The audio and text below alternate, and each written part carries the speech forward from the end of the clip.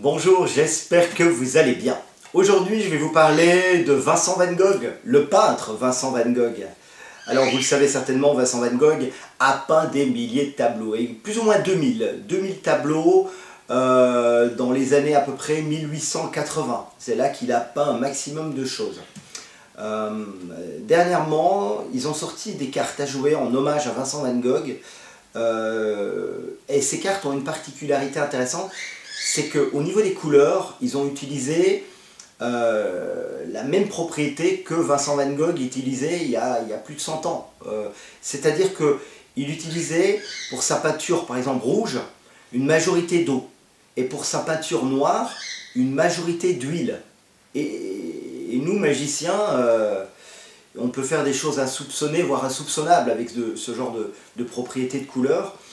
Les cartes sont évidemment représentatives. On peut voir que le tarot, je ne sais pas si on voit là, mais sinon on verra sur le tapis, le tarot des cartes représente un tableau célèbre de Vincent Van Gogh qui s'appelle Nuit étoilée.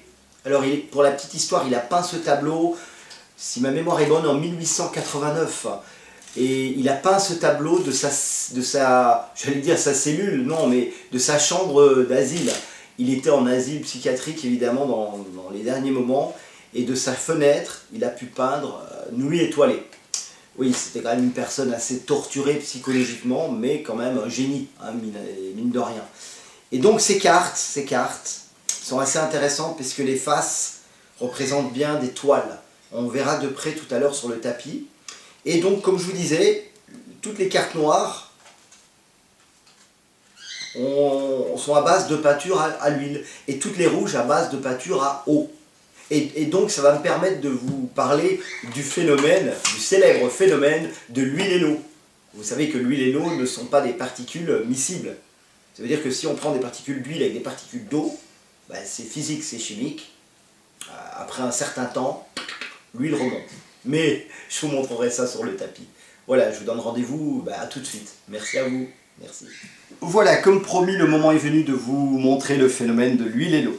Alors évidemment, j'ai eu la chance d'avoir ces cartes qui ont été réalisées comme les toiles de Vincent Van Gogh, à savoir que toutes les parties noires sont peintes avec de la peinture à l'huile. Quant aux particules rouges, c'est à base d'une peinture à eau.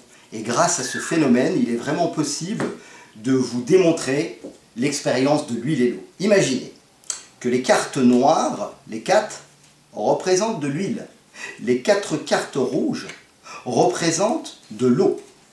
Donc, il me suffit de mettre, par exemple, les 4 particules d'eau sur la table, de vous remontrer les particules d'huile, d'écarter les particules d'huile, et entre ces dernières, j'insère les cartes rouges symbolisées par l'eau, ou l'eau qui symbolise par les cartes rouges, symbolisées par les cartes rouges. Voilà, comme ceci.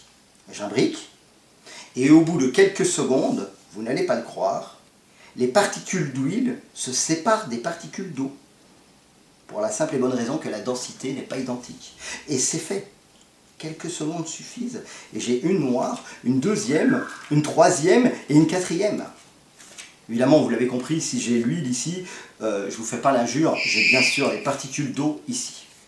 Alors je vais recommencer cette expérience en éliminant une particule d'huile et en éliminant une particule d'eau. Ce qui fait qu'il me reste 3 et 3. Une eau, une huile, une eau, une huile, une eau et encore une huile. Donc là, qu'est-ce que j'ai fait? J'ai fait 3 et 3 comme ça. Et là, au bout de quelques secondes encore, l'huile se sépare de l'eau et remonte. Quelques secondes suffisent, c'est fait. J'ai une noire, une deuxième noire et une troisième noire. Je vous laisse le temps de bénéficier de la chose parce que quand même, c'est quelque chose. Alors ici, pareil, j'ai l'eau. Alors on peut faire quelque chose de très intéressant. C'est-à-dire qu'on peut laisser l'eau sur la table et uniquement s'occuper des particules d'huile. À savoir que si je prends l'eau et l'huile d'un côté, et que je dépose l'huile sur l'eau, je peux évidemment mélanger. Et je peux directement regarder que la chose est faite. Oui, en réalité, les cartes sont vraiment mélangées. On a les noirs, rouges, noirs, rouges, noirs, rouges. Bon, évidemment, là maintenant, il faut que je sépare l'huile de l'eau. C'est un petit peu fastidieux, mais on y arrive. Donc je sépare les rouges des noirs. Rouge d'un côté, noir de l'autre. J'enlève encore une particule d'huile, il m'en reste 2.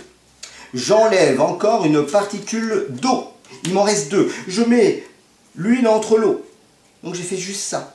Mais je ne sais pas si vous avez déjà tenté cette expérience, mais à la longue de manipuler l'eau et l'huile, l'eau finit toujours par s'évaporer. Ça veut dire que maintenant, l'eau est évaporée, il ne me reste plus que les particules d'huile. Merci beaucoup et à très bientôt.